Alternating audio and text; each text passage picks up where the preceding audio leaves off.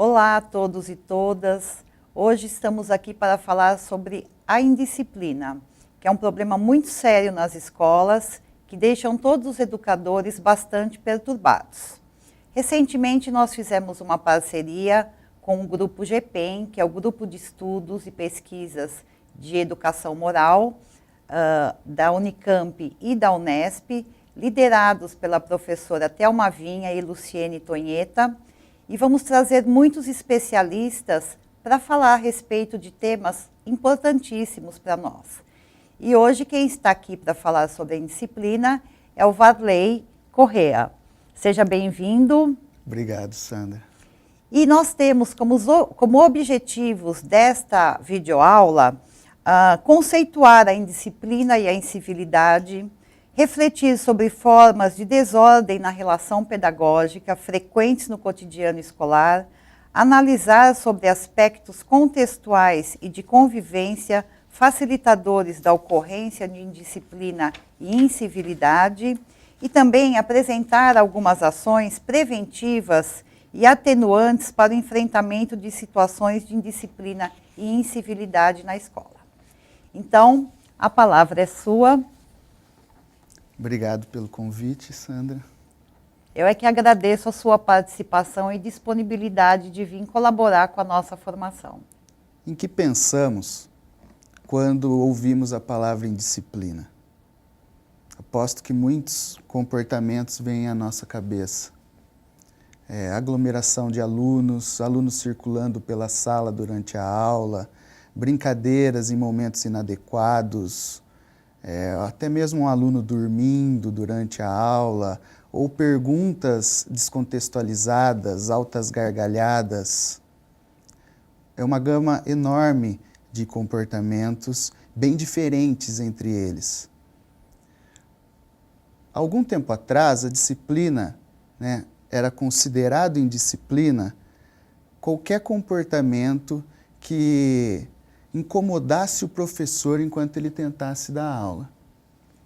Mas hoje, consideramos indisciplina comportamentos que gerem alguma desordem na relação pedagógica. Consideramos indisciplina quando há uma quebra do contrato de aprendizagem dos conteúdos escolares. Por exemplo, quando um professor propõe uma atividade e o aluno deixa de fazê-la para desenhar no caderno. Nesse caso, a indisciplina, ela exige uma intervenção que tente revisar esse contrato de aprendizagem. Tá? Como que a gente faz isso? Reavaliando as expectativas compartilhadas, mas principalmente reavaliando as práticas pedagógicas, na tentativa de reconectar esse aluno com as situações de aprendizagem. Perfeito. Tá? Agora, se a gente voltar para os comportamentos que nos vêm à cabeça quando pensamos em indisciplina, a gente vai ver que muitos desses comportamentos, eles vão além dessa quebra do contrato de aprendizagem. Muitos desses comportamentos descritos pelos professores, que atrapalham a aula de certa maneira, que atrapalham o grupo, eles vão além desse contrato, da quebra do contrato de aprendizagem. E é por isso que eu preciso trazer para essa discussão um outro termo, que é a incivilidade.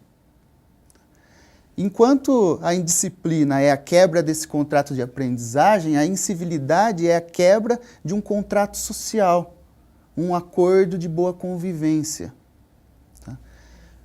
Por exemplo, percebemos uma incivilidade quando o aluno atrapalha ou incomoda, perturba os demais alunos jogando um papelzinho, provocando, seja fazendo piadas ou colocando apelidos inadequados, às vezes circulando pela sala ou tendo uma conversa alta, Conjunto de ações que tendem a perturbar o grupo e não apenas o professor. Uhum. Tá?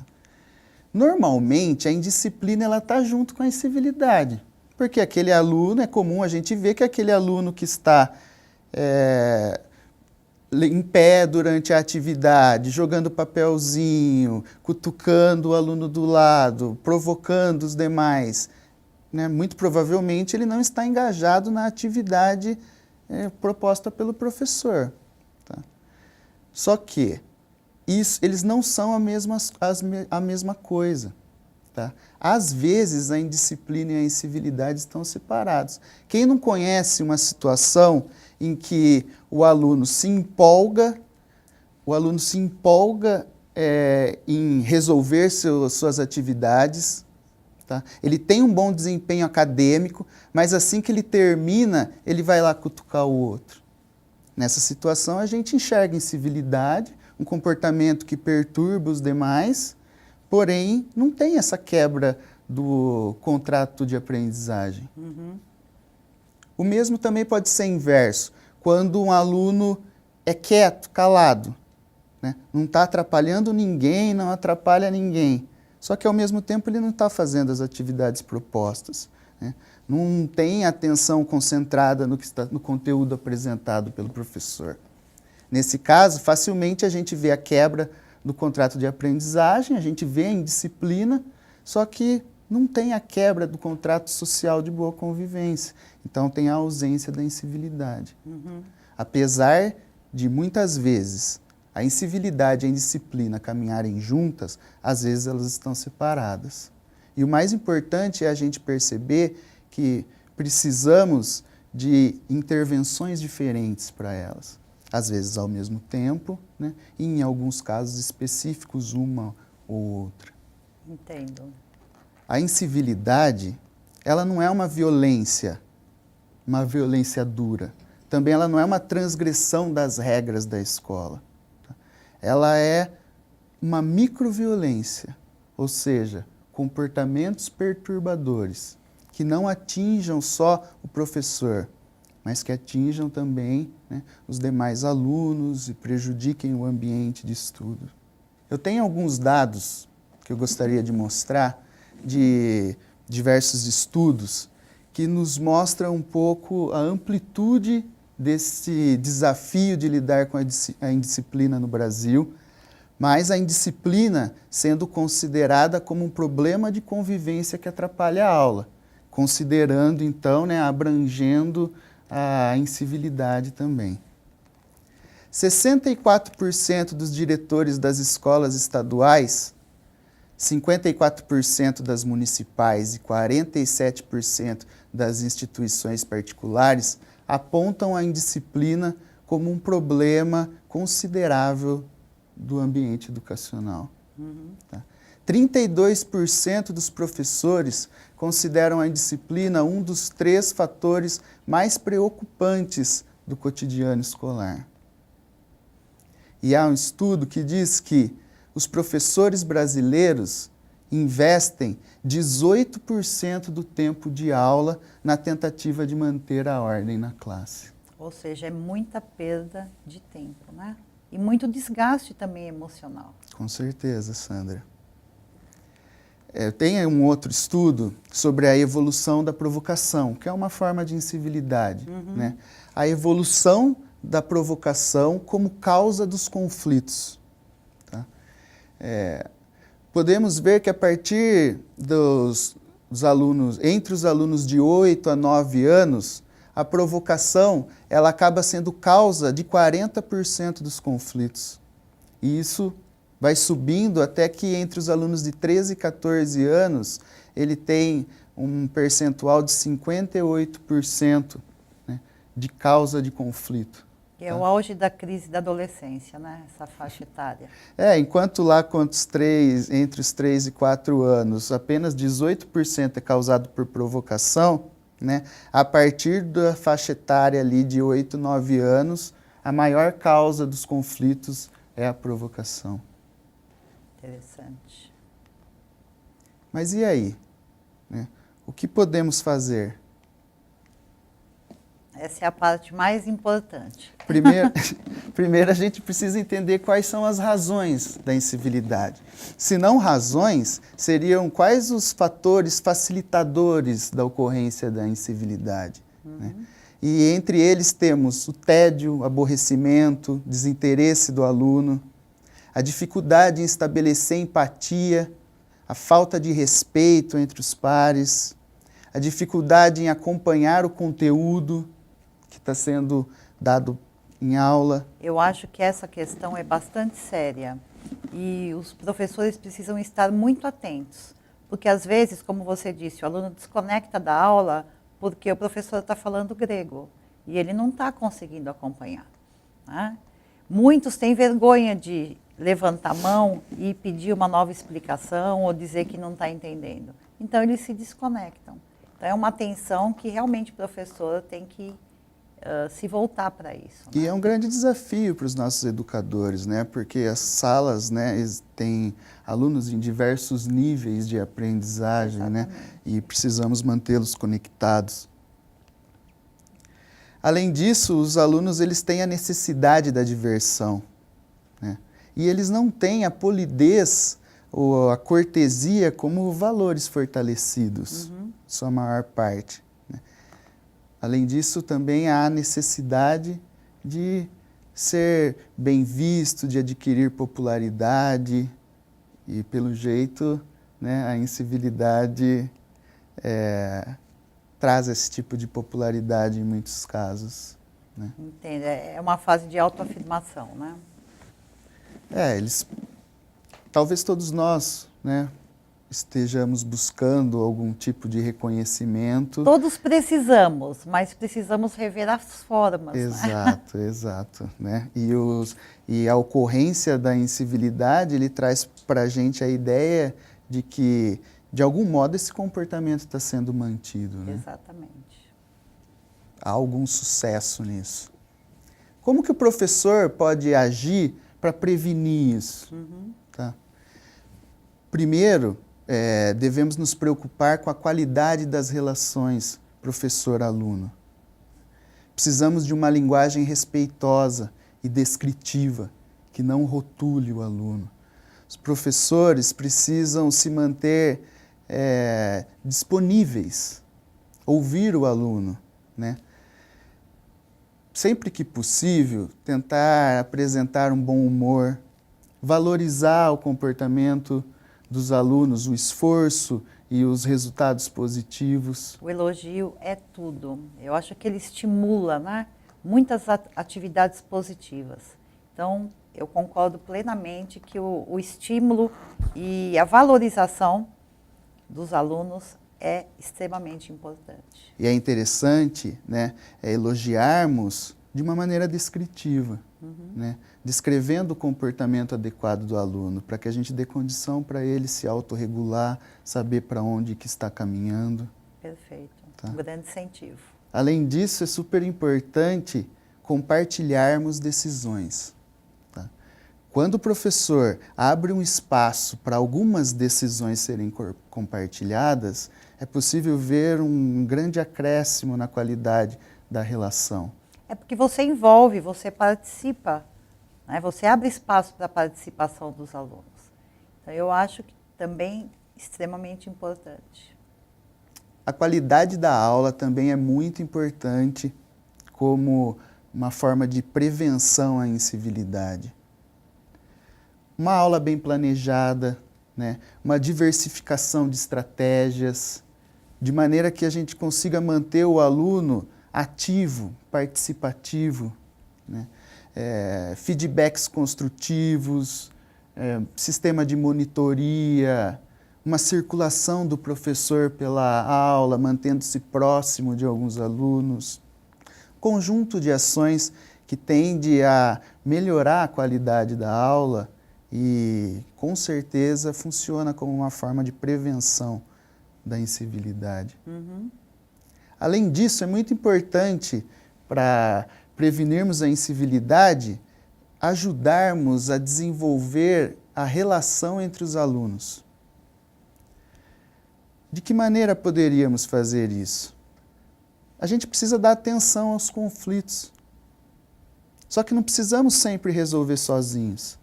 É legal que a gente possa chamá-los para resolver junto. Tá? Eles ficam implicados na resolução dos conflitos. Assim, a gente consegue também incentivar a cooperação. Tá? Não só quando estamos falando de conflitos interpessoais, mas também em atividades de aprendizagem. Uhum. Às vezes existe divergência, né, de opiniões, uma certa competição entre os alunos. Então, resolver conflitos sempre. A gente não pode deixar, fingir que não está vendo. Exato. Pensando em divergência de opiniões e competição entre os alunos, é importante lembrarmos de não fazer comparações entre os alunos. Podemos comparar eles com eles mesmos, né? Ontem ele estava de tal maneira e hoje ele progrediu. Ao invés de comparar o aluno A com o aluno B. Entre eles, né? São maneiras de construir relações entre pares mais adequadas que com certeza vão influenciar nas condições facilitadoras da incivilidade, né? Uma forma de prevenir. Interessante. Tá bom? Só que em alguns momentos é preciso chamar a atenção, né? Porque não vivemos só de prevenção, as incivilidades acontecem. Uhum. As incivilidades, na verdade, elas nos preocupam pela sua intensidade e frequência, né? Mas acredito que elas sempre acontecerão. O ideal é que ela seja, né, minimizada, aconteça em menor frequência. Quando elas acontecem, não podemos ignorar o problema. Tá? Mas é muito difícil para o professor ele ficar tratando pontualmente cada uma das situações de incivilidade que acontecem tanto na sala de aula. Senão vai chegar lá aos 18% de perda do tempo da aula, né? Em alguns casos podemos ultrapassar facilmente esses 18%, né? Então, quando a incivilidade... Então, eu quero deixar algumas dicas. Tá? Legal. Não podemos fechar os olhos para as situações de incivilidade. Tá? Só que quando ela perturba pouco, tá? Podemos conseguir deixar para tratar no momento propício. Tá? Não estamos fechando os olhos, né? Só vamos criar um momento adequado para tratar daquilo. Primeiro, quando é um comportamento comum para todo o grupo, aí a gente precisa tratar em grupo. Aí a gente precisa chamar o grupo todo para uma conversa, expor o problema, ouvi-los, ouvir quem se incomoda, né? Ouvir quem está agindo daquela maneira, para a gente poder pensar junto em uma solução. E assim a gente implica eles na solução do problema. Agora, quando é um caso isolado, mesmo que a incivilidade aconteça bastante, mas é um aluno, aí a gente chama para conversar no particular. Tá? Só que é difícil a gente ficar chamando para conversar no particular durante a aula, né? Existem momentos adequados para isso. Um momento em que a gente se sinta seguro de que os outros alunos vão estar trabalhando enquanto a gente consegue ter aquele tipo de conversa de uma maneira preservada. Uhum. Aí, não podemos agir, né, de forma impulsiva. Sempre que a gente for tratar situações de civilidade, apesar de elas muitas vezes nos tirarem do sério, precisamos agir de maneira calma, controlar o tom de voz. Respirar fundo antes, várias vezes, né? Para baixar um pouco a adrenalina. Para, de fato, nós somos referências para os alunos, nós somos os adultos, né? Então, esse comportamento equilibrado é importantíssimo. Quando for possível, nem falamos nada. Agimos com um gesto, um toque, às vezes passando do lado, circulando na sala, dando um toque no ombro de um aluno, a gente ajuda ele a se reconectar à atividade. Né? Em outros momentos a gente precisa falar. E quando a gente for conversar, aí a gente precisa ser direto. A gente não precisa ser bravo, mas a gente precisa ser direto. Vamos evitar o sermão da montanha, vamos evitar aquele discurso longo. É, que isso infelizmente ainda é muito comum, né? Muitas vezes a gente se deixa levar por não estar muito seguro de uma maneira específica de agir, né? Que a gente confie, que dê resultado. E também a gente se deixa levar pela emoção no momento, pelo descontentamento, só que tende a não trazer bons benefícios. Ainda sobre como conversar com o aluno nessas situações, é importante reforçar o papel da linguagem descritiva. Porque é descrevendo o comportamento do aluno que a gente vai ajudá-lo, né, dar condições para ele transformá-lo. Tá? E assim a gente evita o juízo de valor, né? A gente deixa de rotulá-los, né, para ele poder, né, pensar em uma forma de transformação de comportamento. Perfeito. Eu acho muito importante reforçar essa questão do juízo de valor, porque nós não podemos dizer essa atitude é certa, essa atitude é errada. Nós temos que criar condições para que ele reflita, né? E o juízo de valor é um perigo muito grande. Varley, agradeço muito a sua participação e tudo que você trouxe para a gente. E eu queria indicar também as 2 sugestões de leitura que você nos passou. Eu acho extremamente importante ampliar os nossos conhecimentos acerca do assunto. Então, uma das sugestões é o livro Indisciplina, Conflitos e Bullying na Escola, Garcia, Tonheta e Vinha. E o outro é As Incivilidades na Escola, de Oliveira, Vinha, Silva e Marques. Agradecemos a atenção de todos e até a nossa próxima videoaula.